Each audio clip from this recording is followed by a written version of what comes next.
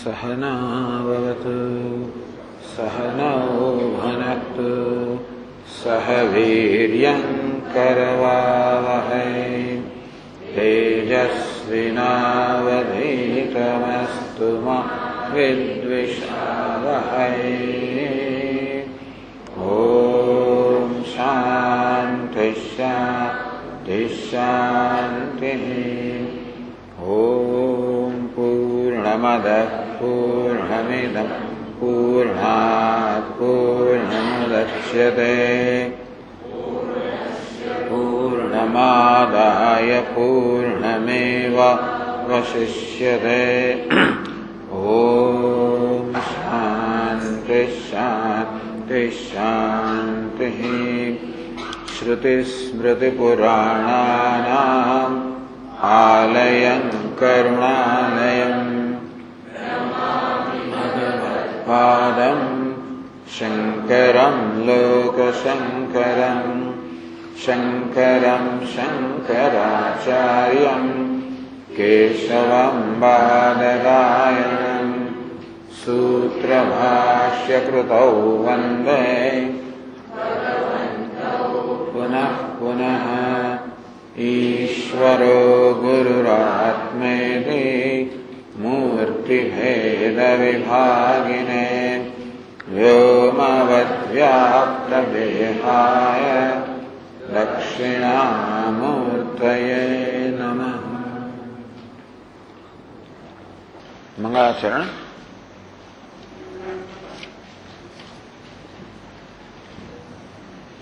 अखंडानंद संबोधः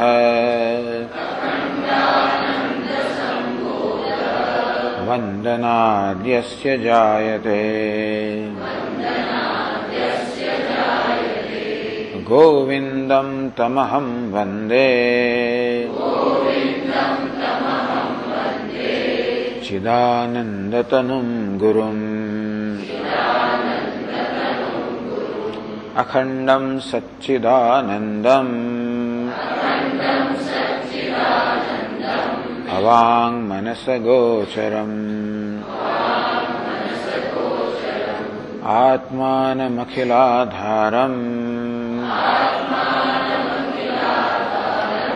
आश्रयेभीष्टसिद्धये। यदालम्बोदरं हन्ति सतां प्रत्यूह संभवम् तदालम्बे दयालम्बम् लम्बोदरपदाम्बुजम्।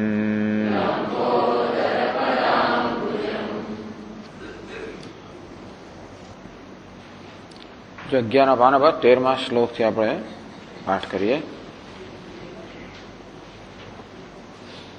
चत्वारि साधनान्यत्र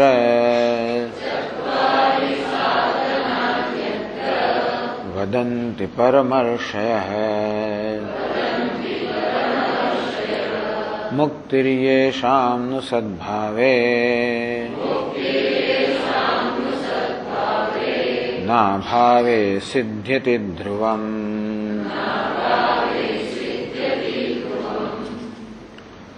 તો કહ્યું કે વેદાંતમાં પરમ ઋષિઓ કે મહર્ષિઓ 4 સાધન કહે છે।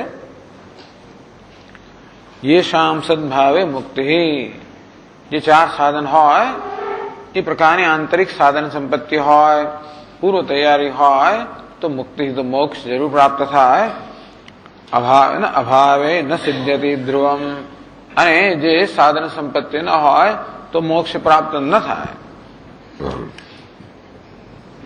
नित्यानित्य वस्तु विवेक इहामूत्राद फलभोग विराग समाधि षट्क संपत्ति मुमुक्षुत्व 4 साधनों गया। नित्यादो नित्याद्यम नित्य नत्य वस्तु विवेक है। નિત્ય અને અનિત્ય વસ્તુનો વિવેક, નિત્ય વસ્તુને અનિત્ય વસ્તુથી છૂટી પાડવી. આપણી બુદ્ધિમાં આ પ્રકારના વિવેકને નિત્ય અનિત્ય વસ્તુ વિવેક. યહા મૂત્રાર્થ ફલભોગ વિરાગ. આ લોક અને પરલોકમાં જે કંઈ ભોગ અર્થાત જે કંઈ વિષય સુખ પ્રાપ્ત થઈ શકે એ સર્વ પ્રત્યે વૈરાગ્ય. આ બીજી વસ્તુ. સમાધિ ષટક સંપત્તિ, શમ દમ ઉપરમ તિતિક્ષા શ્રદ્ધા સમાધાનમ. આ ષટ સંપત્તિ મુમુક્ષુત્વમ છે, અને મુમુક્ષુત્વમ મોક્ષની તીવ્ર ઈચ્છા. આ ચાર સાધનો જ માત્ર કયા. હવે આ પ્રત્યેક સાધનનું વિસ્તારથી વિવેચન કરે છે. તો વિવેક તો આપણે જોઈ લીધું, પણ જોયું છે. બ્રહ્મૈવ નિત્યમન્યત્તુ હનિત્યમિદ વેદનમ. નિત્યાનિત્ય વસ્તુ વિવેક, નિત્ય અને અનિત્ય વસ્તુનો વિવેક. પણ આગળ ચર્ચા કરી કે વિવેકનો પ્રશ્ન ત્યારે આવે જ્યારે બે વસ્તુઓ એકબીજા સાથે એવી ભેગી થઈ ગઈ હોય કે આપણે એને જુદી પાડી ન શકીએ, અથવા તો પહેલી નજરે આપણે બે છે એવું ન જણાય. દૂધ અને પાણી એવા ભેગા થઈ ગયા હોય કે આપણને એક જ લાગે બે હોવા છતાં. તે રીતે નિત્ય અને અનિત્ય આ બંને એવા ભેગા છે. અનિત્ય જે છે ક્યારે નિત્ય વગર સંભવી ના શકે. નિત્ય છે અનિત્ય વગર સંભવી શકે, પણ અનિત્ય નિત્ય વગર ન સંભવી શકે. આપણે જોઈશું એ.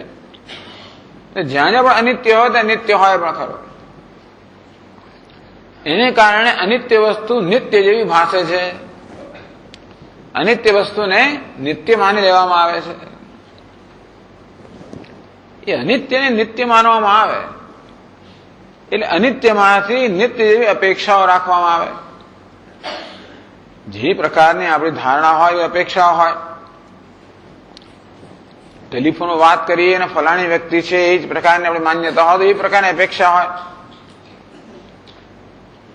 તેમ અનિત્ય વસ્તુ ત્યાં પણ નિત્ય વ્યાપ્ત થઈ લેવાના કારણે એ નિત્ય જેવી ભાષે છે. એને કારણે નિત્યની અપેક્ષા રાખવામાં આવે અને નીકળે અનિત્ય. આ રીતે આ વસ્તુ અનિત્યને નિત્ય માનવી. એને કારણે જીવનમાં અનેક પ્રકારના દુઃખ છે. એટલા માટે અનિત્ય ને અનિત્ય અને નિત્ય ને નિત્ય એ જાણવું અત્યંત જરૂરી છે. જોકે એ જ વેદાંત શાસ્ત્રનું આખું શિક્ષણ છે. પણ અનિત્ય નિત્યનો વિવેક જે છે એની જુદી કક્ષાઓ માની લો. પહેલા તો આપણે અનિત્ય વસ્તુ છે અનિત્ય વસ્તુ છે આવું આટલું તો જાણવું. જગતમાં કશુંક અનિત્ય છે અને કશુંક નિત્ય છે. અને બીજું, જીવનમાં આપણને નિત્ય વસ્તુ જોઈએ છે. અનિત્ય ન જોઈએ, આપણને નિત્ય વસ્તુ જોઈએ. સુખ તો જોઈએ પણ નિત્ય સુખ જોઈએ. શાંતિ જોઈએ પણ નિત્ય શાંતિ જોઈએ. જે જોઈએ તે નિત્ય હંમેશ માટે જોઈએ, સ્થાયી જોઈએ. આવીને જનારો આગંતુક હોય એ આપણને ન જોઈએ. એટલા જ માટે આપણને નિત્ય વસ્તુને જાણવામાં રસ છે. કારણ કે આપણા જીવનમાં આપણે નિત્ય વસ્તુ જ ઈચ્છીએ છીએ. એ અનિત્ય નિત્ય જેવું ભાષે છે. માટે અનિત્ય પાસે અપેક્ષા રાખીને આપણે ઘણી રીતે નિરાશ થઈએ છીએ. અને જન્મો જન્મથી આ પ્રકારની પ્રક્રિયા ચાલતી આવે છે. એટલે નિત્ય વસ્તુને જાણવી મહત્વની છે. બ્રહ્મૈવ નિત્ય વસ્તુ. બસ આ બ્રહ્મ છે, પરમાત્મા છે, એ જ એકમાત્ર નિત્ય છે. અન્યતુ અનિત્યમેથી. બ્રહ્મ સિવાયનું, પરમાત્મા સિવાયનું આ જગત જે છે એ અનિત્ય છે. આ પ્રકારે જાણો એને નિત્ય અનિત્ય વસ્તુ વિવેક.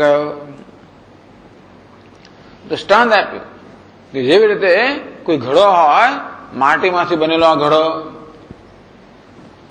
તો ઘડો કહો, નામરૂપ કહો, એ અનિત્ય છે, નશ્વર છે. માટી નિત્ય છે ઘડાની દ્રષ્ટિએ. તો આ રીતે આપણે વિવેક કરી શકીએ. કારણ કે નિત્ય અનિત્ય બંને સાથે છે. ઘડાની અંદર નિત્ય અને બંને સાથે છે. આ નામરૂપ આકાર આ બધું અનિત્ય છે. એને આધાર આપનાર માટી નિત્ય છે. તો મૃદાધિકારમ નિત્યમ ત્રિષુ કાલેષુ દર્શનાત. આ ઘડાની ઉત્પત્તિ છે પહેલા પણ માટી હતી.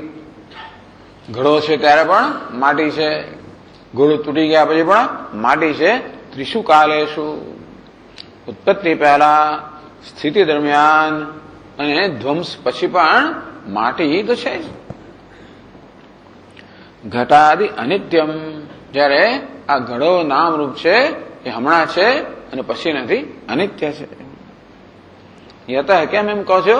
તન્નાશ ઈક્ષતે. આપણે જોઈએ ઘડો તો નષ્ટ થઈ જાય છે. એ નષ્ટ થતા પણ માટી નષ્ટ થતી નથી. તથૈવ એત જગમ સર્વમ અનિત્યમ. તે જ રીતે આ સમગ્ર જગત અનિત્ય છે. બ્રહ્મ કાર્યતઃ, કારણ કે બ્રહ્મ એનું કારણ છે. તો જેવી જાતનો સંબંધ ઘડા માટી અને ઘડા વચ્ચે છે કે એવો સંબંધ બ્રહ્મ અને જગત વચ્ચે છે. માટી ઘડાનું ઉપાદાન કારણ છે, તેવી રીતે બ્રહ્મ કે પરમાત્મા જગતનું ઉપાદાન કારણ છે. તો જેવી રીતે આ ઘડો અનિત્ય છે તેવી રીતે આ જગત જે કાર્ય છે તે પણ અનિત્ય છે. બ્રહ્મ જે ઉપાદાન કારણ છે નિત્ય છે. આપણે શા પછી નક્કી કર્યું કે જગત કાર્ય છે, જગતનું સર્જન થયેલું છે અને બ્રહ્મ કારણ છે? તો નક્કી ક્યાંથી કર્યું? સર્ગમ વક્ત્યસ્ય તસ્માદ વા એ તસ્માદ ઇત્યપી શ્રુતિ. કારણ કે તૈત્રીય ઉપનિષદ કહે છે તસ્માદ વા એ તસ્માદ આત્મન આકાશ સંભૂત. એ પરમાત્મા કે બ્રહ્મ જે વાસ્તવમાં આત્મા છે એમાંથી આકાશ, વાયુ, અગ્નિ આ સમગ્ર સૃષ્ટિ જન્મી. સકાશાદ બ્રહ્મણ તસ્માદ અનિત્યત્વેન સંશય. ટૂંકમાં તૈત્રીય ઉપનિષદ બહુ સ્પષ્ટ કહે છે કે જગતનું સર્જન થયેલું છે, જગત કાર્ય છે, બ્રહ્મ આત્મ સ્વરૂપ બ્રહ્મ કારણ છે. માટે જગત અનિત્ય છે એમાં કોઈ સંશય નથી. એટલે કે બ્રહ્મેવ નિત્યમ અન્યત્તુ અનિત્યમ. બ્રહ્મ જે ઉપાદાન કારણ છે એ નિત્ય છે. આ જગત જે કાર્ય છે અનિત્ય છે, એમાં કોઈ સંશય નથી. પછી એવું કહેતા કહેતા થોડું આમ તેમ બીજા પણ શું કહેવાય કે ટોણા મારેલા છે. સર્વસ્યાનિત્યત્વે સાવયવત્વેન સર્વત સિદ્ધે વૈકુંઠાદિષુ નિત્યત્વ મતિર ભ્રમ એવ મૂળ બુદ્ધિના. જો એ જગતનું સર્જન થયું, જગતમાં તો બધું આવી જાય. 14 લોક આવી જાય. 7 ઉપર અને 7 નીચે આ બધા લોક આવી જાય. એટલે ભૂ ભુવ સુવ મહા જન તપ સત્યમ, સત્યલોક કહો, બ્રહ્મલોક કહો, વૈકુંઠ કહો, આ બધું આવી ગયું. એ બધું પણ જગતને અંતર્ગત છે. અને એક વસ્તુ છે, જગતની બધી જ વસ્તુઓ અનેક બધા અવયવોની બનેલી છે. જે કે વસ્તુ રચાઈ હોય, જેમ કે આ ઘડિયાળ રચાયો છે અનેક પાર્ટ્સમાંથી, અનેક અવયવોમાંથી બનેલું છે. આ માઇક્રોફોન, કોઈ પણ વસ્તુ, એક અણુ પણ લો ને, એ પણ અનેક બધા બીજાણુઓમાંથી બનેલું છે. આ ઘડો પણ અને માટીના અનેક કણમાંથી બનેલો છે. જે કોઈ વસ્તુ સર્જાઈ હોય તે અનેક બધા અવયવોની બનેલી હોય. એનું કારણ એટલે શું થાય? આ ઘડો અનેક બધા માટીના કણ ભેગા થવાથી બન્યો હોય તો માટીના કણોને ભેગા રાખનાર કોઈ પરિબળ છે. એ પરિબળ નહીં હોય ત્યારે માટીના કણો છૂટા પડી જશે, તેથી આ ઘડો રહેશે નહીં. તેવી જગત પણ જે કે વસ્તુ છે આ બધા અવયવોને ભેગા રાખનારી છે, એ પરિબળ નહીં રહે ત્યારે આ જગત પણ નષ્ટ થઈ જવાનું. બ્રહ્મલોક પણ છે વટે.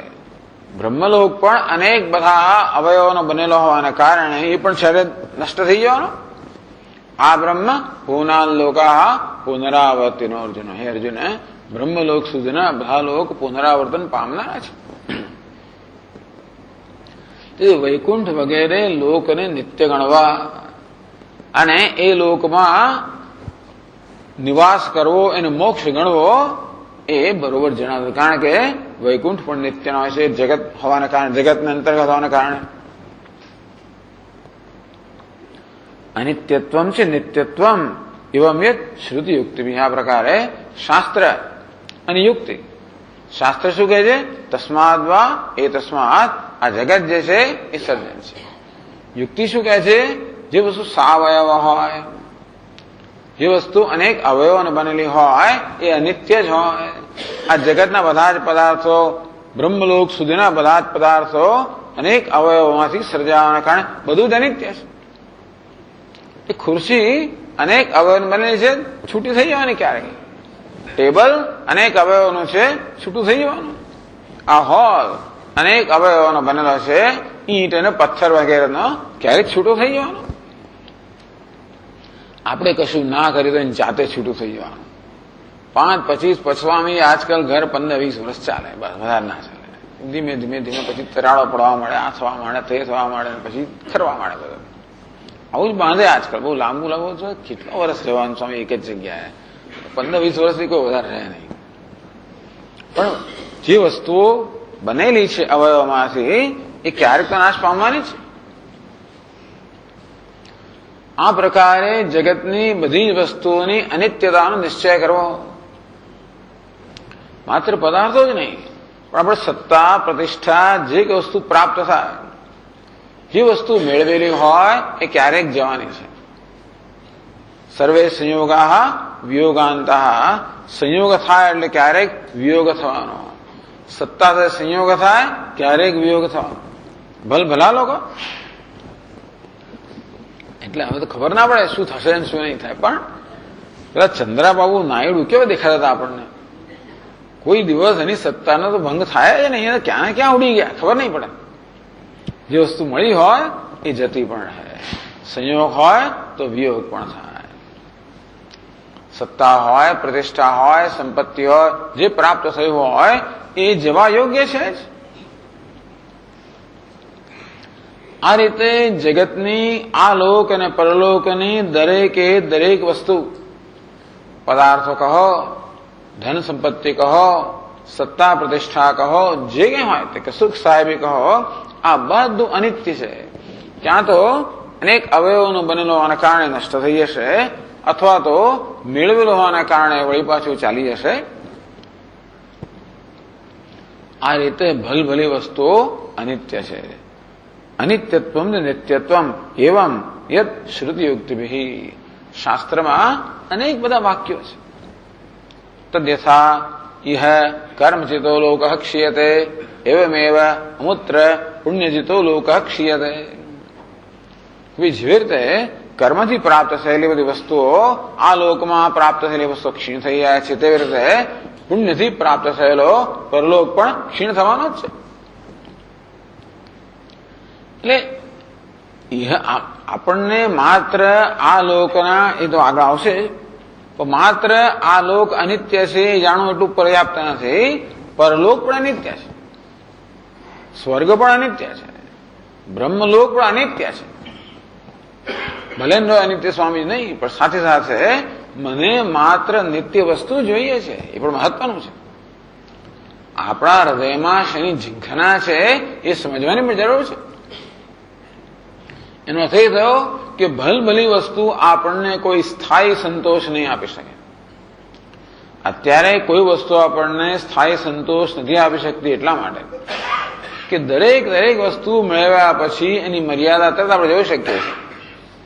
અને કોઈ પણ મર્યાદિત વસ્તુ મને ઝાઝો સંતોષ ના આપી શકે. તો જે અનુભવ આપણને અહીં થાય છે એ જ પ્રકારના અનુભવ આપણને ક્યાંય પણ થઈ શકે, કારણ કે દુનિયા નિયમો તો એના એ જ છે. ગુરુત્વાકર્ષણ નિયમ અહીં લાગુ પડતો હોય, રશિયામાં લાગુ પડે, અને ચંદ્રલોક પર લાગુ પડે, બધે જ લાગુ પડે. આ નિયમો કે ફેરફાર નથી થતો. અંતે એ રીતે જે વસ્તુ સર્જાઈ હોય તે અનિત્ય અહીં હોય કે બ્રહ્મલોકમાં હોય. જે વસ્તુ પ્રાપ્ત થઈ હોય એ જવાની હોય, ભલભલી વસ્તુ. અરે ભગવાન હોય તો જો પ્રાપ્ત થયો હોય તો જતો રહે. તો આ પ્રકારે વસ્તુને સમજવી એને નિત્ય અનિત્ય વસ્તુ વિવેક કહે છે. વિવેચનમ નિત્યાનિત્ય વિવેક હિ કથ્યતે. આ પ્રકારે શાસ્ત્ર એને અનુકૂળ યુક્તિઓ જે છે એ પરથી સમજવું કે અનિત્ય વસ્તુ કોને કહેવાય, નિત્ય કોને કહેવાય અને નિત્ય અનિત્યનો વિવેક કહે છે. હવે ચર્ચા આગળ ચલાવે છે 13મા પાના પર 22મા શ્લોકથી વૈરાગ્યની ચર્ચા. આદ્યમ નિત્યાનિત્ય વસ્તુ વિવેક સાધનમ મતમ. તો પહેલું સાધન કયું? નિત્ય અનિત્ય વસ્તુ વચ્ચેનો વિવેક. એને કારણે શું જન્મે?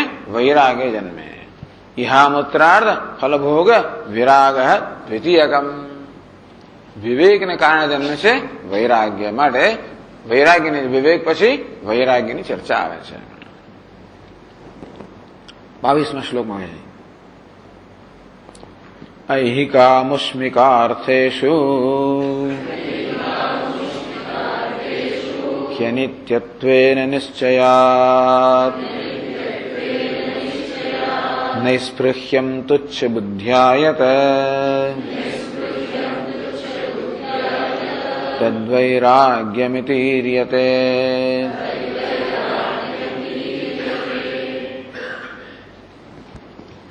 અનિત્યત્વ નિશ્ચય મહત્વનો છે. ઇહ ઐહિક આમોસ્મિક અર્થેષુ. અર્થ એટલે વિષયો, પદાર્થો. એ પદાર્થોમાં બધું જ આવી જાય. માત્ર ઇન્દ્રિયના વિષયો જ નહીં, પરંતુ લાગણીના વિષયો કહો, બુદ્ધિના વિષયો કહો, અહંકારના વિષયો કહો. આ સત્તા પ્રતિષ્ઠા વગેરે અહંકારને સંતોષ આપનારા છે. મિત્ર મંડળી વગેરે લાગણીને સંતોષ આપનારી છે. નવું નવું જોવું જાણવું વગેરે બુદ્ધિને સંતોષ આપનારું છે. તો ઇન્દ્રિય સંતોષ આપનારા બધા ઇન્દ્રિયના વિષયો, લાગણીને સંતોષ આપનારા, બુદ્ધિને સંતોષ આપનારા, અહંકારને સંતોષ આપનારા, આ બધા પદાર્થો કે વિષયમાં સમાવેશ થઈ જાય. ઐહિક આમુષ્મિક અર્થેષુ હિ અનિત્યત્વે નિશ્ચયાત. આ બધું અનિત્ય છે. નિશ્ચય મનમાં જન્મવો જોઈએ કે અનિત્ય છે. સત્તા અનિત્ય છે, પ્રતિષ્ઠા અનિત્ય છે, કીર્તિ અનિત્ય છે, સ્વર્ગ પણ અનિત્ય છે, ભલભલા સુખ ઉપભોગ અનિત્ય છે, મિત્ર પણ બધું અનિત્ય છે.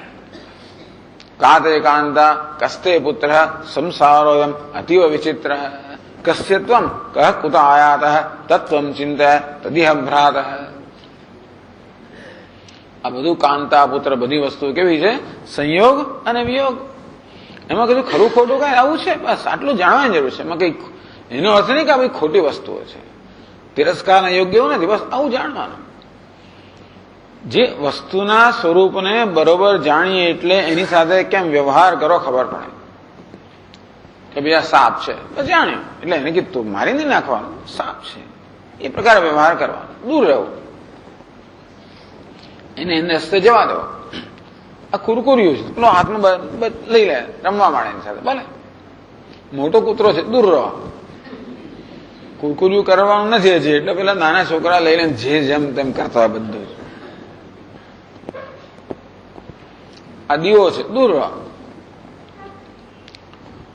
વસ્તુના સ્વભાવને જાણ્યા પછી એની સાથે કેમ વ્યવહાર કરવો, કયા પ્રકારની દ્રષ્ટિ રાખવી, કયા પ્રકારનો સંબંધ રાખવો, કયા પ્રકારનો વ્યવહાર કરવો, એ આપણે બરોબર સમજી શકીએ. આટલું જ છે, બીજું કાંઈ નથી. તો આપણો એક સ્વસ્થ કે તંદુરસ્ત સંબંધ જળવાય. આપણને વસ્તુ માટે દ્વેષ પણ ના હોય, એ માટે આસક્તિ પણ ના હોય. વસ્તુ જેવી છે તેવી તેને જાણીએ. વૈરાગ્ય એટલે રાગ અને દ્વેષ બંનેમાંથી મુક્તિ.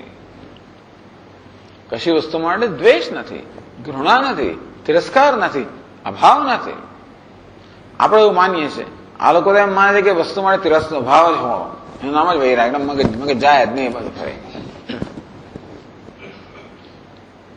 પણ દ્વેષ નહીં. અભાવ એક વસ્તુ છે, દ્વેષ બીજી વસ્તુ છે. દ્વેષ નહીં, તિરસ્કાર નહીં, કે આસક્તિ નહીં. કારણ કે રાગ અને દ્વેષ બંને પરતંત્રતા બતાવે છે. દ્વેષ એટલે એને સહન ના કરી શકવું, એ પણ હું પરતંત્ર છું. રાગ એટલે એના કોઈ ચલાવી ના શકું, પરતંત્રતા. દ્વેષ એટલે વસ્તુને સહન ના કરી શકું, એવું પરતંત્રતા છે. કે પછી એને આપણે ટાળવી જ પડે, દૂર રાખવી જ પડે. એનો વિચાર આવે તો પણ અસ્વસ્થ થઈ જઈએ, આપણા માર્ગમાં આવે તો ટાળવી પડે, પાસ આવે તો દૂર કરવી પડે. ઘણો સંઘર્ષ કરવો પડે દ્વેષને કારણે. રાગ હોય તો સંઘર્ષ, એને મેળવવી પડે, પકડી રાખવી પડે, જકડી રાખવી પડે. આ ના માંગે તો ખેંચવી પડે, જવા માંગે તો પકડી રાખ, જજતનું કરવું પડે. આમ રાગ અને દ્વેષ બંને આપણા જીવનમાં અનેક પ્રકારનો સંઘર્ષ ઉત્પન્ન કરે છે. ઐહિક આમસ્મિક અર્થેષુ હિ અનિત્યત્વે નિશ્ચયાત.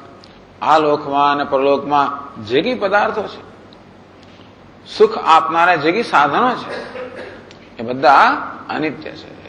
કારણ કે દરેકનું સર્જન થયેલું છે, માટે દરેકનો નાશ થવાનો છે. દરેક વસ્તુ પ્રાપ્ત કરેલી છે, માટે દરેક વસ્તુ ગુમાવવાની છે. દરેક વસ્તુ સાવયવ છે, અનેક અવયવોને બનેલી છે, અને માટે એ નષ્ટ થવાની છે. આ પ્રકારનો નિશ્ચય, બીજું કઈ નથી. નક્કી કરો તો પછી જોયે છે કે નથી જોયું. આ સત્તાનો આ સ્વભાવ છે, પ્રતિષ્ઠાનો આ સ્વભાવ છે, કીર્તિનો આ સ્વભાવ છે, સ્વર્ગનો આ સ્વભાવ છે, ધનનો આ સ્વભાવ છે. આ સ્વભાવ જાણી લે, પછી નક્કી કરો કે આપણે જોઈએ છે કે નહીં, શું કરવું છે. હું એમાં ઇન્વેસ્ટમેન્ટ, અંગ્રેજીમાં કહે ને ઇન્વેસ્ટમેન્ટ, આપણું રોકાણ, આપણે કેટલા સમયનું, શક્તિનું, લાગણીનું રોકાણ કેટલું કરવું છે. રોકાણ કરવું કે શું મળે ને. દુનિયામાં સમય, શક્તિ, લાગણી, આ બધી વસ્તુ આપણે રોકીએ, એની કિંમત ચૂકવે તો જ વસ્તુ મળે. તો જે વસ્તુ મળવા યોગ્ય છે એ આ કિંમતની યોગ્યતા ધરાવે છે કે નહીં, નક્કી કરો. ધરાવતો તો લો, વાંધો નથી. આપણા હિસાબ પ્રમાણે જે કિંમત મને આપવી પડે છે એની માટે આ વસ્તુ ખરેખર યોગ્ય છે તો ભલે. પણ જયારે જાણે કે અનિત્ય વસ્તુ છે અને તેથી મને હવે અનિત્ય શું, મિથ્યા છે ખરેખર, નિત્યાનિત્ય વસ્તુ કહે. વાસ્તવિકતા તો એ છે કે જગતમાં કોઈ જગ્યાએ સુખનો લેશ પણ નથી. હોય તોય વાંધો નહીં, થોડુંક થોડું સુખ મળતું હોય તો આપણે ભેગું કરીએ અનેક વસ્તુઓ, પણ ક્યાંય સુખનો લેશ માત્ર નથી. જે સુખ છે માત્ર આભાસ જ છે. એ વધારે મહત્વની વસ્તુ છે. કે પેલો કે થોડું થોડું ભલે ને, થોડું થોડું સુખ હું તો એ જ લઈશ, આમ હોય તો ભલે, પછી બીજું, પછી ત્રીજું ચાલ્યા કરશે. એવું પણ નથી. આપણને પદાર્થોમાંથી જે થોડું ઘણું સુખ મળતું જણાય છે એ પણ માત્ર આભાસ છે, ભ્રમ છે, એ માયા છે, કે વાસ્તવિકતા નથી. ઇતિ નિશ્ચયાત નૈસ્તુચ્છ બુદ્ધ્યા. તેના પ્રત્યે એક તુચ્છ બુદ્ધિ જન્મે, કે આ તુચ્છ છે. તુચ્છ એટલે શું? તુચ્છનો અર્થ નથી એમ જ કહેવાય, અથવા તો અલ્પ છે, તુચ્છ છે, અલ્પ છે, કોઈ પ્રકારના મહત્વ વગરનું છે, કોઈ કિંમત વગરનું છે, મહત્વ વગરનું છે. એ બુદ્ધિ, એવી સમજ જયારે જન્મે ત્યારે નૈસ્પૃહ્યમ, એ વસ્તુ માટે કોઈ સ્પૃહા ન રહે, ઈચ્છા ન રહે. ઈચ્છા ક્યાં સુધી રહે? જ્યાં સુધી વસ્તુ મારા મૂલ્યવાન હોય ત્યાં સુધી. આપણા સંસ્કારને કારણે, ટેવને કારણે અનેક વસ્તુઓને આપણે વગર વિચારે બહુ મૂલ્ય આપી દીધેલું છે. દુનિયા પણ બધાને મૂલ્યવાન ગણે છે, અને તેથી વિચાર્યા વગર આપણે પણ અનેક વસ્તુઓને મૂલ્યવાન ગણી જ લઈએ છીએ. અને પછી આ કાચનો ટુકડો છે કે હીરો છે, કોઈ પરખ કર્યા વગર ચળકાટ છે, મારે હીરો છે માને એને આપણે પકડવા જઈએ જ છીએ. તેવી રીતે જગતના પદાર્થોમાં ખરેખર મૂલ્ય છે કે નહીં એનો વિચાર નથી કરવા માટે વેદાંત શાસ્ત્ર આપણને એ વિચાર કરવા માટેની પદ્ધતિ આપે છે કે કશી વસ્તુ નિત્ય છે, કશુંક અનિત્ય છે. સાવયવ હોય, અનિત્ય હોય, સર્જન થયેલું હોય, અનિત્ય હોય, મેળવેલું હોય, અનિત્ય હોય. અનિત્ય તો એટલું નહીં, પરંતુ ખરેખર તો તુચ્છ હોય. યદ વિદિતમ, જે વસ્તુ જે છે વિદિતમ જે જાણી કે અનિત્ય હોય. અનિત્યનો અર્થ દુઃખ રૂપમ. અનિત્ય વસ્તુ ખરેખર તો આપણને દુઃખ આપનારી છે, કારણ કે આપણે નિરાશ કરનારી છે. આ પ્રકાર એના પ્રત્યે તુચ્છ બુદ્ધિ. તો નૈસ્પૃહ્યમ, એને કારણે જે કે સ્પૃહા હોય, આસક્તિ હોય, જે કે ઈચ્છા હોય, એ આપોઆપ જ ખરી પડે. વસ્તુ એવી છે ને કે આપણા મનમાં જે ઈચ્છા જન્મે છે, ઈચ્છાનું કારણ વસ્તુ નથી, વસ્તુને મેં આપેલું મૂલ્ય છે. કોઈ વસ્તુ મારા ઈચ્છાનું કારણ નથી, વસ્તુને આપેલું મૂલ્ય. એ વસ્તુને મૂલ્ય કોણ પ્રદાન કરે? હું જ પ્રદાન કરું છું. હું જ પહેલા વસ્તુને મૂલ્યવાન કહું છું અને પછી એને ઈચ્છું છું. વસ્તુ ખરેખર મૂલ્યવાન હોય તો બધા માટે મૂલ્યવાન હોવી જોઈએ. જગતમાં એવું કશું નથી જેને બધા ઈચ્છતા હોય, એવું કોઈ કશું. ભલે ને બધાને તમે એમ કહો કે તમારા અમેરિકાના પ્રેસિડન્ટ બનો, બધા લોકો તૈયાર ના થાય, બહુ ઓછા તૈયાર થાય. તમારે કોહીનું હીરો જોઈએ, તારે ઘેર રાખમાં નથી જોઈતો, શું કરીશું આપણે એને? ટૂંકમાં આવી જેને હોય ને આપણા આકર્ષણ એનો હોય, બધાને નથી આવતું. એનો અર્થ એ તો કે આ મૂલ્ય જે છે કેવું છે? સબ્જેક્ટિવ, અર્થાત એ વ્યક્તિગત દ્રષ્ટિબિંદુ છે, એ કોઈ વસ્તુનો સ્વભાવ નથી. ભલી વસ્તુઓ બોજરૂપ થઈ ગઈ હતી. ભૂકંપની પહેલા ઘર જે મૂલ્યવાન હતું એ મૂલ્યહીન થઈ ગયું. ભૂકંપ આવે, લોકો ઘરની અંદર ના જાય. પેલું કંઈક પછી આફ્ટર શોક આવ્યો, વળી પાછા આંચકા આવ્યા, ભાગ્યા લોકો બધા. એ ઘર જે સલામતીનું સાધન હતું એ ખરેખર મોતનું સાધન બની ગયું. લોકો એવા ગભરાયા કે લોકો મેદાનમાં રહે, તંબુમાં રહે, પણ ઘરની અંદર ના જાય તો દોડે, ચા બને પાછા આવતા રહે. એવી તો લોકો બિચારા શું કરે? આપણે એવું જ કરીએ હોઈએ તો. હું નથી કહેતો કે પડે, એટલે આવી હાલત છે. સંજોગો બદલાવાના કારણે વસ્તુનું મૂલ્ય કેવો બદલાઈ જતો હોય છે. એટલો ફુગાવો થઈ ગયો બીજા વિશ્વયુદ્ધમાં કે જર્મનીમાં લોકો બધી કરન્સી નોટની સિગરેટ બનાવતા હતા, એમાં તમાકુ ભરી ભરીને પીતા હતા. કોઈ કિંમત જ નહીં. આવું છે બધું. એટલે આપણે જયારે જાણીએ કે આપણે વસ્તુઓને મૂલ્ય આપેલું છે, ઉપયોગિતા બરોબર છે, જગતમાં દરેકે દરેક વસ્તુની ઉપયોગિતા છે, અને ઉપયોગિતા પૂરતો આપણો એની સાથેનો વ્યવહાર હોય કે સંબંધ હોય સમજી શકાય છે. પણ એથી વધારે એ તો માત્ર આપણા મનની કલ્પના છે, એથી વધારે કઈ નથી. એ જયારે જોઈએ ત્યારે નિસ્પૃહ્યમ, આપણું મન જે કલ્પનાનો ત્યાગ કરે દે, એમાંથી આકર્ષણ ખરી પડે, ત્યાર પછી એ આકર્ષણને કારણે જે સ્પૃહા જન્મી હતી એ સ્પૃહા પણ ચાલી જાય. કારણ જતો રહે તો કાર્ય જતો રહે. જે સમજવાની વાત છે, ઈચ્છા કહો, સ્પૃહા કહો, આસક્તિ કહો, એમને ઉત્પન્ન થતી નથી. નાનું બાળક છે ને કશી ઈચ્છા નથી, ટેલિવિઝન કરે કશું નહીં, તો આમ પથ્થરોમાં ગમે તે કરે, એને કઈ કોઈ કિંમત નથી. એને આઈપોડ આપો ને ગમે તે આપો, ફેંકી દે તો રમે, રમાકડાની જેમ રમે. પપ્પાના માટે મોબાઈલ લઈને રમતું હોય છે, એને ખબર છે 20,000 રૂપિયાનો મોબાઈલ છે, તો આમ રમ્યા કરે, પેન લઈને રમ્યા કરે, બધું લઈને રમ્યા કરે, કોઈ કિંમત નથી. એ ફેંકીને લાકડાનું પેલું એ લઈ લે. તો મોટું થાય પછી ધીમે ધીમે જેને ખબર પડવા માંડે, પછી એનું મૂલ્ય આવવા માંડે. મૂલ્ય તો આપણા મનની અંદર જ રહેલી વસ્તુઓ છે. તુચ્છ બુદ્ધ્યા નિસ્પૃહ્યમ, આમ જયારે એના પ્રત્યે આ તુચ્છ છે એ પ્રકારની સમજ જન્મે, અર્થાત હું જે ઈચ્છું છું એ સુખ કે સલામતી આપવાની ક્ષમતા આ વસ્તુમાં નથી, એ જયારે સમજ જન્મે ત્યારે તે નૈસ્પૃહ્યમ, સ્પૃહા ખરી પડે, ઈચ્છા ખરી પડે, આકર્ષણ ખરી પડે. યત્તદ વૈરાગ્યમિતિ હીર્યતે, એને વૈરાગ્ય કહેવામાં આવે છે. નૈસ્પૃહ્યમ વૈરાગ્યમ, નૈસ્પૃહ્યમ સ્પૃહાનો અભાવ એને વૈરાગ્ય કહેવામાં આવે. એ સ્પૃહા છે ઘણી વસ્તુમાં છે. એ સ્પૃહા ક્યારે જતી રહે? એ વસ્તુના સ્વભાવનો જ્યારે વિચાર કરવામાં આવે ત્યારે. કેવો નિશ્ચય? અનિત્ય છે એ પ્રકાર નિશ્ચયથી. એ નિશ્ચયથી સ્પૃહા ચાલી જાય.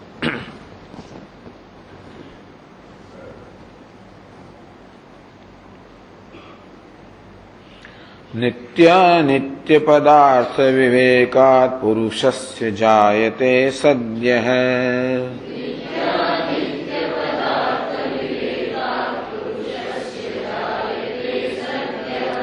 સ્રક્ચંદનવનિતાદૌ સર્વત્રાનિત્યવસ્તુનિ વિરક્તિઃ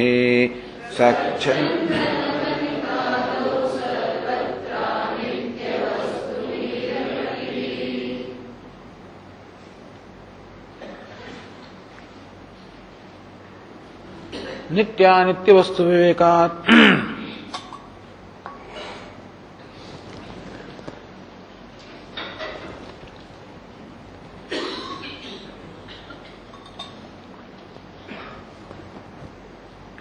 પુરુષસ્ય સદ્યઃ સ્રક્ચંદનવનિતાદૌ સર્વત્ર અનિત્ય વસ્તુની વિરક્તિ જાયતે.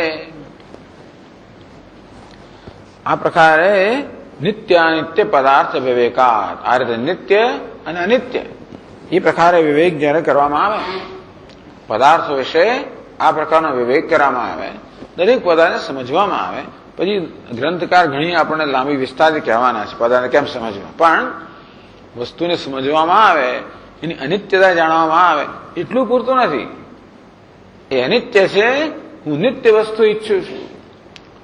મારી દરેક ઈચ્છાની પાછળ ભલે મારું મન નાની મોટી વસ્તુ ઈચ્છતું હોય, પરંતુ એ દરેક ઈચ્છાની પાછળ નિત્ય વસ્તુની ઈચ્છા છે.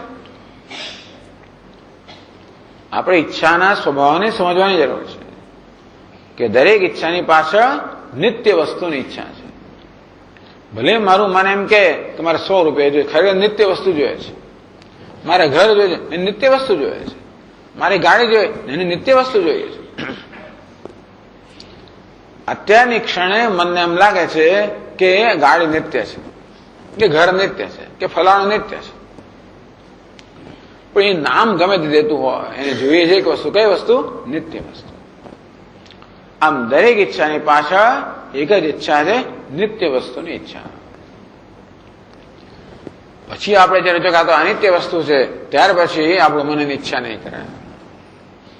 નિત્ય અનિત્ય પદાર્થ વિવેકાત પુરુષસ્ય, કોઈ વિવેકી મનુષ્યને સદ્ય તરત જ સ્રક ચંદ્ર વનિતાદૌ, સ્રક એટલે માળા, ચંદન, વનિતા વગેરે સર્વત્ર અનિત્ય વસ્તુ, આ બધા ભોગ્ય સાધનના માત્ર દ્રષ્ટાંત આપવામાં આવ્યા કે આ બધા ઇન્દ્રિયના, અને આ તો ખાલી ઇન્દ્રિયના ભોગ્ય વિશેની વાતો કરે છે. મેં કોઈ પ્રમાણે બધા વિષયો સમજવા, લોકોને ખબર નથી હોતી કે આ બુદ્ધિના અને અહંકારના વિષયો બહુ સૂક્ષ્મ હોય છે. ઘણીવાર ઇન્દ્રિયના આ બધા વિષયો જે છે, ઉપભોગો, એનાથી તો આપણે મુક્ત થઈ જતા હોઈએ છીએ એના આકર્ષણમાંથી. પરંતુ અહંકારના પણ જે ઉપભોગો છે, એને સન્માન જોઈતું હોય, પ્રતિષ્ઠા જોઈતી હોય, સત્તા જોઈતી હોય, કીર્તિ, આ બધામાંથી પણ નીકળવું મુશ્કેલ છે. એટલે બધા જ પદાર્થોને ગણી લેવાના. આ સ્રકચંદ વનિતા આવું તો જાણે કે દ્રષ્ટાંત આપવામાં આવે છે, પણ એમાં બધા જ પ્રકારના વિષયો સર્વત્ર અનિત્ય વસ્તુની વિરક્તિ જાય. તે દરેક જગ્યા જે વિષયો અનિત્ય છે, બધું જ અનિત્ય છે, તરત સદ્ય વિરક્તિ જાય. તે તરત જ વૈરાગ્ય જન્મે છે.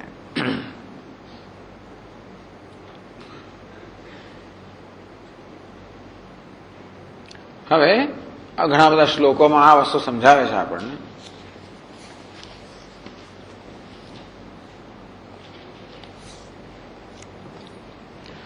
કાકસ્ય વિષ્ઠાવદસહ્ય બુદ્ધિઃ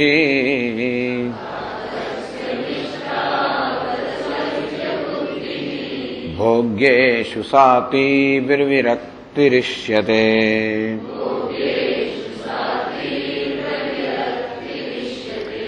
प्रदृश्यते वस्तुनि यत्र दोषः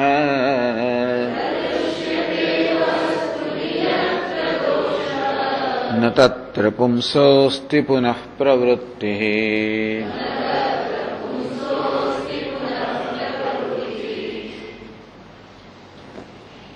तो नैस्पृह्यता कહેવામાં આવ્યું, સ્પૃહાનો અભાવ. એ બીજું દ્રષ્ટાંત આપે છે. કાકસ્ય વિષ્ઠાવત અસહ્ય બુદ્ધિ. આ પણ એક બહુ પ્રચલિત દ્રષ્ટાંત છે. કાકસ્ય વિષ્ઠાવત, કાગડાની વિષ્ઠાવટ આપણને કેવી એક ઘૃણા હોય, અસહ્ય બુદ્ધિ, સહન ના કરી શકે. એટલે જે લોકો ખાસ કરીને બહુ સ્પર્શા અને આ બધાના બહુ ચીકણા, બહુ કચકચિયા હોય, ચીકણા લોકો હોય, એ લોકો આ બધી વસ્તુ સહન ના કરી શકે. ખાસ કરીને આપણે જન્મમાં આપણે બેઠા હોઈએ બધા બહાર પંક્તિની અંદર અને ઉપર ઝાડ છે અને કાગડાએ વિષ્ઠા કરી અને આપણા પતરામાં પડ્યું, ઉભા થઈ ગયા, આપણે અસહ્ય સહન ના કરી શકીએ. કાકસ્થ વિષ્ઠાવત અસહ્ય બુદ્ધિ. ટૂંકમાં કયા પ્રકારની ઈચ્છા કાગડાની વિષ્ઠાવટ આપણને હોય? ઈચ્છા તો ના જ હોય, આપણે શું હોય ખરેખર તો ઘૃણા હોય, જુગુપ્સા હોય. એટલે કે છે અસહ્ય બુદ્ધિ, આપણે સહન ના કરી શકીએ. શર્ટ પરમાં પડે તો તરત ધોઈ નાખવા માંગે, એને કોઈ ઘેર ના લઈ જાય. ટૂંકમાં એ વસ્તુને તરત દૂર કેમ કરવી? ભલે એનો તિરસ્કાર ના કરે તો પણ એને આપણે સહન તો ના જ કરી શકીએ. તો જેવી રીતે કાગડાને વિષ્ઠા માટે હોય છે તેવી રીતે અસહ્ય બુદ્ધિ સા તીવ્ર વિરક્તિ ઈષ્યતે, એને તીવ્ર વૈરાગ્ય કહેવાય. તો વૈરાગ્યની પણ બધી કક્ષાઓ છે. તીવ્ર વૈરાગ્ય, બીજો વૈરાગ્ય યાદ છે, તીવ્ર વૈરાગ્ય. પછી અતીવ્ર, મંદ. તીવ્ર વૈરાગ્ય જોઈએ. વિવિધિશા સંન્યાસ મળે કયો વૈરાગ્ય જોઈએ? તીવ્ર વૈરાગ્ય. જો વૈરાગ્યની તીવ્રતા ન હોય, જે લોકોનો વૈરાગ્ય મંદ છે એ તો કશાના અધિકારી નથી. મંદ વૈરાગ્ય કોને કયો?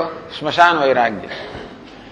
સ્મશાનમાં જઈએ એટલે આપણે જોઈએ આ બધું મળતું, એટલે તે વખતે આપણો વૈરાગ્ય જન્મી જાય કે આ બધું જીવન તો બધું આવું નશ્વર છે ને આ છે તે છે ને બધું. સ્મશાનની બહાર આવે ત્યાં સુધી રહે, પાછી વધારે ના રહે. ભૂખ લાગે એટલે પછી ભૂલી જઈએ એને. એ કેવો છે? ટૂંકમાં જીવનમાં કઈ આઘાત આવ્યો હોય, કઈ નિરાશાઓ સાંપડી હોય, એને કારણે આપણને અભાવ થઈ જાય, રસ ઉડી જાય, વસ્તુ માટે અણગમો જન્મી જાય. એ વૈરાગ્ય એવો છે જાજો ટકનારો વૈરાગ્ય નથી. કારણ કે એના કરતા ઉલટું બને તો જેને માટે અભાવ જન્મ્યો છે એને વળી પછી ભાવ જન્મી જાય.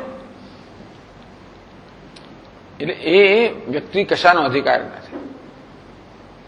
તીવ્ર વૈરાગ્ય હોય તો વ્યક્તિ સંન્યાસનો અધિકારી કહેવામાં આવે. એ તીવ્ર વિરક્તિ કોને કહે છે? કાક વિષ્ઠા માટે જે પ્રકારની અસહ્ય બુદ્ધિ છે તેવી રીતે જગતના પદાર્થો માટે એ પ્રકારની અસહ્ય બુદ્ધિ હોય. ટૂંકો મને હું સહન ના કરી શકું, જોઈએ જ નહીં. એ જ્યાં છે ત્યાં ભલે રહ્યા, મારે ના જોઈએ. એટલે ટૂંકમાં ક્યારેય પણ મારું મન કાગડાની વિષ્ઠાનું ધ્યાન કરે નહીં, એને ગમે જ નહીં. વિચાર આવતો આપણે કાઢી નાખવા માંગીએ. તેવી રીતે જગતના પદાર્થો માટે એ પ્રકારની જયારે બુદ્ધિ હોય કે આપણને એનો વિચાર કરવો ગમે જ નહીં. તીવ્ર વિરક્તિ. જો આ વૈરાગ્યનું મુખ્ય કારણ એક જ છે કે જેથી આપણા મનમાં, આપણા ચિત્તમાં એકાગ્રતા આવે. ધ્યાન માટે, ચિત્તની એકાગ્રતા માટે વૈરાગ્ય બહુ જ મહત્વનું છે.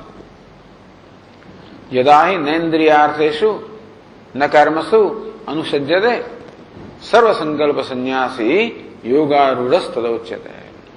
ભગવાન એને યોગારૂઢ કહે છે જેના મનમાંથી બધા જ સંકલ્પ ચાલી ગયા છે, અર્થાત બધા રાગદ્વેષ ચાલી ગયા છે, બધી ઈચ્છાઓ ચાલી ગઈ છે, જેનામાં આવો તીવ્ર વૈરાગ્ય છે. એ સંન્યાસ માટે કહો, ધ્યાન માટે કહો, શાસ્ત્રના શ્રવણ માટે કહો, આ બધા માટે વૈરાગ્ય અને ભગવાનના ભજન માટે કહો, બધા માટે વૈરાગ્ય અત્યંત આવશ્યક છે. એ વૈરાગ્ય હોય છે એક તંદુરસ્ત વૈરાગ્ય, સ્વસ્થ વૈરાગ્ય. કહ્યું તે પ્રમાણે મંદ વૈરાગ્ય નહીં, કોઈ પ્રસંગને કારણે જન્મેલો, કોઈ વિવેકને કારણે જન્મેલો વૈરાગ્ય. અને વિવેક કયો છે? પહેલો વિવેક એ છે કે મને નિત્ય વસ્તુ જોઈએ છે. અને પછી બીજો વિવેક એ છે કે આ પદાર્થો અનિત્ય છે. પ્રદૃશ્યતે વસ્તુની યત્ર દોષ ન તત્ર પુંસોસ્તિ પુનઃ પ્રવૃત્તિ.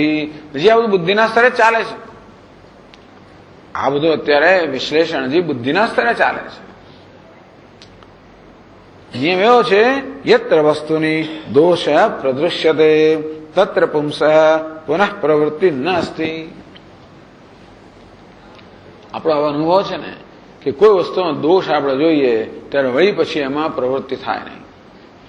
બાળક પણ જ્યાં સુધી ન જાણતું હોય કે આ દજાય છે ત્યાં સુધી દીવાનું આકર્ષણ બહુ જ હોય, પકડવા જાય, આપણે છોડાવવા જઈને પકડવા જાય ને પકડવા જાય.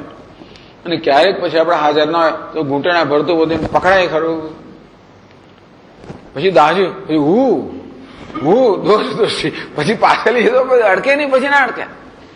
એકવાર ખબર પડી કે દોષ પ્રદૃશ્યતે વસ્તુ યત્ર દોષ, એનો દોષ એકવાર દેખાયો ન તત્ર પુનઃ પ્રવૃત્તિ, ફરી એની પ્રવૃત્તિ ના થાય. તો પડી ગયો, આવું તો થયું. ઘણી વાર શું થાય છે, રેલવે સ્ટેશન પર લઈ ગયા અને એવી વિસલ વાગે અને પેલો એવું છળી જાય બિચારો, ફરી કોઈ ત્યાં જાય નહીં, મોટા થઈને ના જાય. ઘણી વાર નાનપણમાં થયેલા અનુભવો એવા અંદર તો અંકાઈ ગયા હોય છે કે મોટા થઈને પણ ખબર પડે ને આપણે આને બી કેમ લાગે છે. સ્વામી અંદર આ રૂમની અંદર માંથી બેસાય ને હું તો અકળાય, હું તો કંઈક થઈ જાય, મને પવન જોઈએ, મને ઉઘાડવું જોઈએ, ખુલ્લું જોઈએ, પંખા જોઈએ, હવા જોઈએ. આવું તો હોય જ ઘણા લોકો. હવે શરીરને હવા જોઈએ એક વસ્તુ, મનને હવા જોઈએ બીજી વસ્તુ જ પાછી. ક્લોસ્ટ્રોફોબિયા, નાની નાની જગ્યાઓની અંદર આમ ઘૂંઘાઈ જાય, આવું જાત જાતનું થાય બધાને. અને એટલે એક વાર આનો દોષ જો આમાં અનુભવ થયો, ફરી કોઈ ત્યાં જાય ભાઈ નહીં. એટલે કે છે યત્ર વસ્તુની દોષ પ્રદૃશ્યતે, જ્યાં આગળ વસ્તુમાં દોષના એકવાર દર્શન થાય આપણને, તત્ર પુંસ નાસ્તિ પુનઃ પ્રવૃત્તિ, ત્યાં આગળ માણસની ફરી પ્રવૃત્તિ થતી નથી. એટલે આ દોષ દર્શનને એ લોકો વૈરાગ્ય માટેનું ઉત્તમ સાધન ગણે છે. વિવેક તો થયો, અનિત્યતા તો જણાય, પણ અનિત્યતા એક મહાન દોષ છે. એ પણ અનિત્યતા છે એટલું જ નહીં, પરંતુ અનિત્યતા એક મહાન દોષ છે, એ પણ જાણવાની જરૂર છે.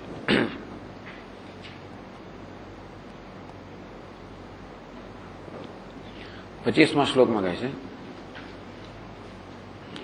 વિરક્તિ તીવ્રત્વ નિદાનમાહુ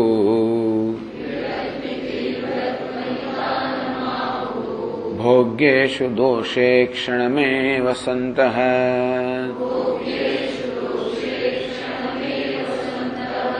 અંતર્મહારોગવતીં વિજાનન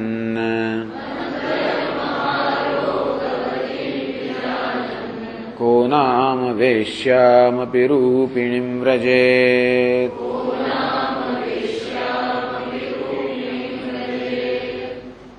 હવે દ્રષ્ટાંત મળે છે અહીંયા. વિરક્તિ તીવ્ર નિદાનમ, તીવ્ર વૈરાગ્ય માટેનું નિદાન એટલે કારણ શું છે? તીવ્ર વૈરાગ્ય કેમ જન્માવો? વૈરાગ્ય તો આપણામાં છે જ.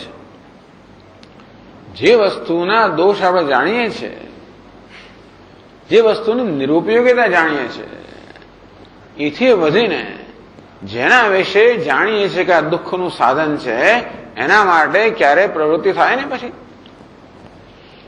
અર્થાત આપણા જીવનની અંદર પણ ભૂતકાળના અનુભવોમાંથી અનેક પ્રકારના વિવેક જન્મેલો છે, અને જે આપણા વૈરાગ્ય છે એની જયારે એમાં કોઈ જાતની મહત્વ બુદ્ધિ ના હોય, એમાં કોઈ મૂલ્ય ના હોય, ત્યારે એમ સ્વામી મહારાજ કહે કે નાનું બાળક હોય ને લખોટીમાં ખૂબ આકર્ષણ હોય, એના માટે લખોટી મૂલ્યવાન છે.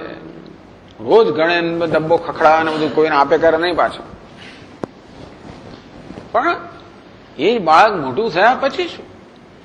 લખોટી આગળ રમકડામાં તો લખોટો ભૂલી જાય છે. એ પોતે 30 વર્ષનો થયો, એને 5 વર્ષનું બાળક હોય, એ લખોટી રમતો હોય, એને શું આકર્ષણ હોય? તો શું કહે? લખોટી વૈરાગ્ય. 30 વર્ષની ઉંમરનો માણસ છે, એને શું છે?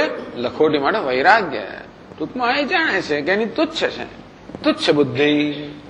બાળક ત્યારે આમાં મહત્વ બુદ્ધિ હતી. હવે જયારે પરિપક્વ બન્યો, મેચ્યોર બન્યો, પરિપક્વ બન્યો, ત્યારે આમાં તુચ્છત્વ બુદ્ધિ આવી ગઈ. બસ હવે એ લખોટી હારે જીતે. પહેલા આમ હારી જાય તો રાત્રે ઊંઘ ના આવે, જીતો તો આમ ખૂબ ઉત્સાહમાં આવી જાય તોય ઊંઘ ના આવે. હવે હાર એક જીતે, હવે કઈ ચિંતા જ નથી. તો આ લખોટીમાં તુચ્છત્વ બુદ્ધિ એ વૈરાગ્ય જન્મ આવ્યો. એટલે લખોટી રમવાનો વાંધો પણ નથી, લખોટી ભાગી જવાની જરૂર નથી. જોડે જોડે એનો લાભ થાય કે નુકસાન થાય એની મન પર કોઈ અસર નથી, અને મનની સ્વસ્થતામાં ભંગ પડતો નથી. આ રીતે આપણા જીવનમાં સ્વામી મહારાજ કહે કે આપણે ઘણી વસ્તુમાં વૈરાગ્ય ધરાવીએ જ છે. સવારના પરમાં ઘરમાં કચરો વાળીએ, કોઈ પ્રકારની ચિંતા વગર બધો કચરો બહાર ફેંકી દઈએ, કોના પર પડે નહીં ચિંતા કર્યા વગર જ. કેવો છે? વૈરાગ્ય.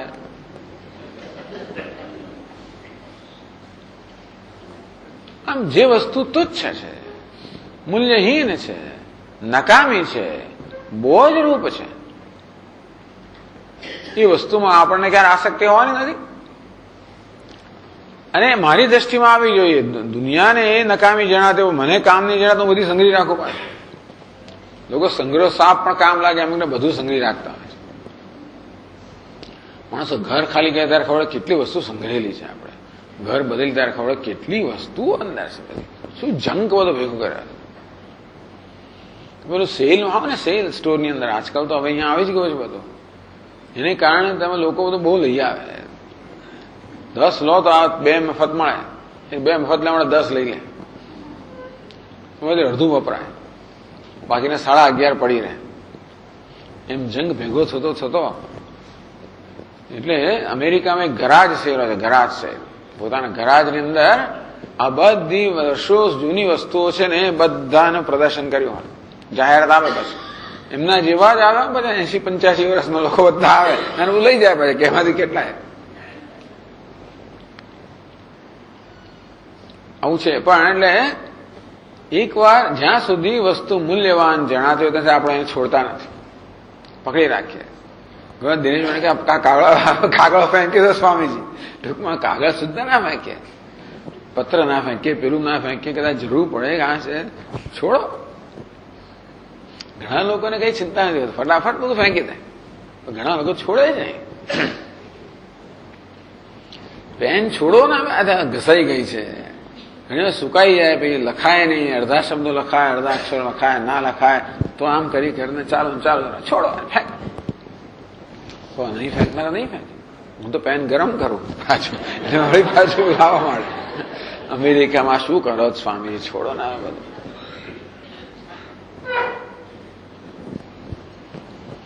એક વાર મૂલ્ય આમ ફેંકતા જીવ ના ચાલે. વેસ્ટ બાસ્કેટમાં પેન ફેંકાય કેવી રીતે? આ વસ્તુ આમ કેવી થાય? જીવ ના ચાલે.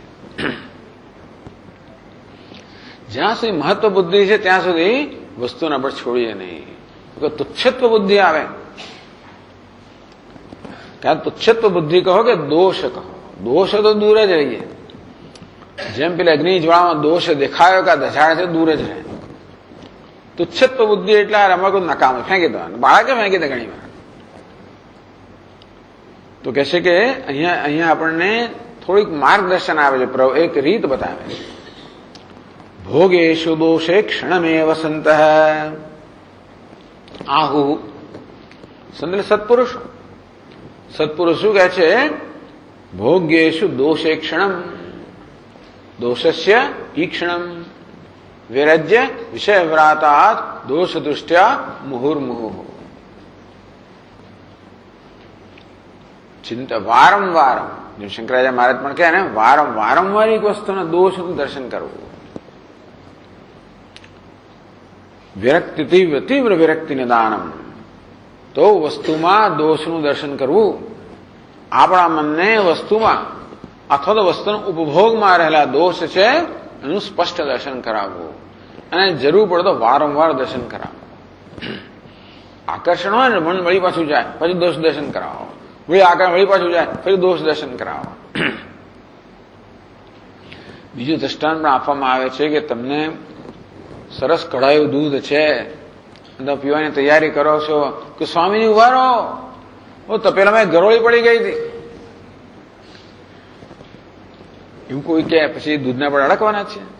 સરસ સુગંધીદાર દૂધ છે, કેસર વાળું છે, મસાલો છે, પેલું છે ને બધું છે, સોડમ છે અંદર, પણ આમાં ગરોળી, તરત આપણે દોષ દૃષ્ટિ ફેંકી દઈએ.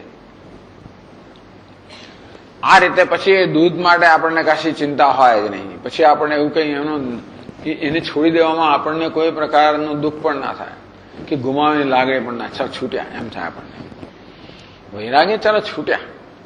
એમ તો હવે રીતે તો મહાત્માઓ કહે છે કે વસ્તુમાં દોષ દૃષ્ટિનું સતત ચિંતન કરવું. આ દોષ દૃષ્ટિ કેમ છે? રાગને કારણે. વસ્તુના માત્ર ગુણનું ચિંતન કરવાને કારણે આસક્તિ જન્મે, રાગ જન્મે, ઈચ્છા જન્મે. ત્યારે દોષનું ચિંતન કરાવવાથી મને ઈચ્છામાંથી મુક્ત થાય. તો ક્યાંક દ્વેષ હોય તો ઉલટું કરવાનું. વસ્તુના દોષનું ચિંતન કરવાને કારણે મનમાં દ્વેષ જન્મતો હોય છે.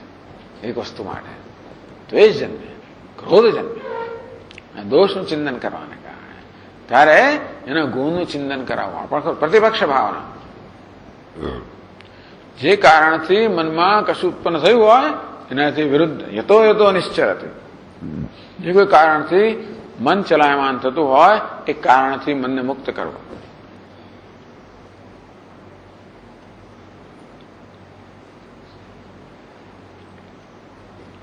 કે છે આગળના શ્લોકમાં, અત્રાપિ ચાન્યત્ર ચ વિદ્યમાન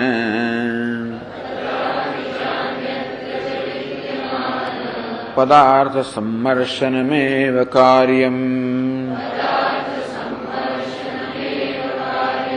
યથા પ્રકારાર્થ ગુણાભિમર્શનમ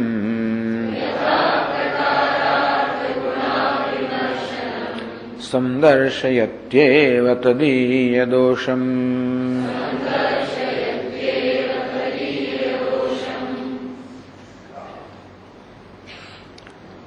અત્રાપી છે એટલે આ લોકમાં, અન્યત્ર છે એટલે પરલોકમાં, વિદ્યમાન પદાર્થ સમ્મર્શનમ. આ લોકમાં અને પરલોકમાં જે કઈ પદાર્થો છે જેને સુખના સાધન ગણવામાં આવે છે એનું સમ્મર્શનમ, એમના વિશે વિચાર. પરીક્ષલોકાન કર્મચિતાન બ્રાહ્મણ નિર્વેદમાયા. ટૂંકમાં આ લોકમાં અને પરલોકમાં જે કઈ પદાર્થો છે એમના વિશે વ્યવસ્થિત વિચાર, એટલે એમના ગુણ દોષ બંધોનો વિચાર. સમ્મર્શનમેવ કાર્યમ. ટૂંકમાં વેદાંત શાસ્ત્ર કહે છે કે દરેક વસ્તુ વિશે વિચાર કરવો જોઈએ. વિચાર કરવો અર્થાત એની બરોબર પરીક્ષા કરવી જોઈએ. એના ગુણ દોષ બધાની વ્યવસ્થિત પરીક્ષા કરવી જોઈએ. એની સાથે કશો વ્યવહાર કરતા પહેલા, એના ઈચ્છા કરતા પહેલા, કશું કરતા પહેલા એ વસ્તુને બરોબર સમજવી જોઈએ. એટલે વેદાંત શાસ્ત્ર સમજ પર સૌથી વધારે ભાર આપે છે. સમજ્યા વગર કશું કરવું નહીં. એ જ રીતે અર્જુનને દુર્યોધનમાં તફાવત દેખાડ્યો કે દુર્યોધન સમજ્યા વગર ઝંપલાવે છે, અર્જુન સમજીને ઝંપલાવા માંગે છે. વિદ્યમાન પદાર્થ સમ્મર્શનમ એવ કાર્યમ. તો પદાર્થો જે વિદ્યમાન છે એના વિશે સમ્મર્શનમ, પરીક્ષા, ટૂંકમાં એનું આલોચન બરાબર કરવું જોઈએ. યથા પ્રકારાર્થ ગુણાવિમર્શને. જેવી રીતે પદાર્થોના ગુણ દોષ તદીય સંદર્શયદેવ તદીય દોષમ. યથા પ્રકારાર્થ ગુણાવિમર્શનમ.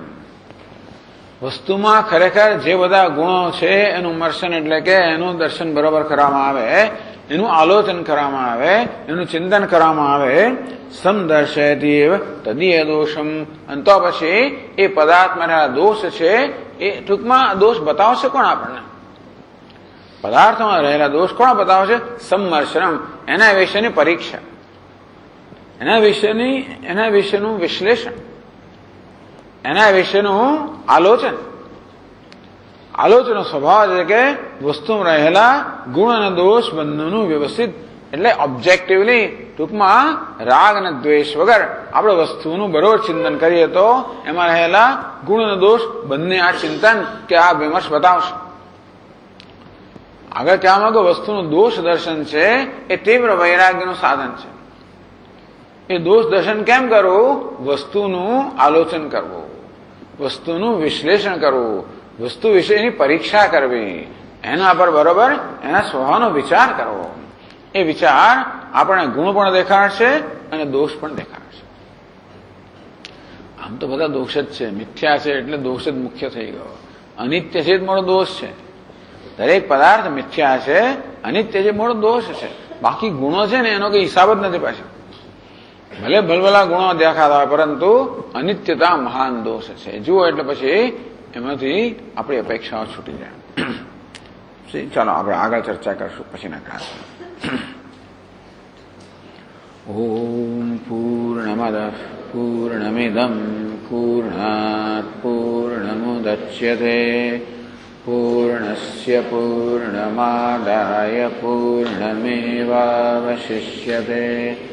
ઓમ શાંતિ શાંતિ શાંતિ. શંકરં શંકરાચાર્યં કેશવં બાદરાયણં સૂત્રભાષ્યકૃતૌ વંદે ભગવन्तૌ પુનઃ પુનઃ. ઈશ્વરો ગુરુરાત્મેતિ મૂર્તિભેદવિભાગિને વ્યોમવદ્વ્યાપ્તદેહાય દક્ષિણામૂર્તયે નમઃ. ઓમ શાંતિ શાંતિ શાંતિ. હરિ ઓમ શ્રી ગુરુભ્યો નમઃ. હરિ ઓમ.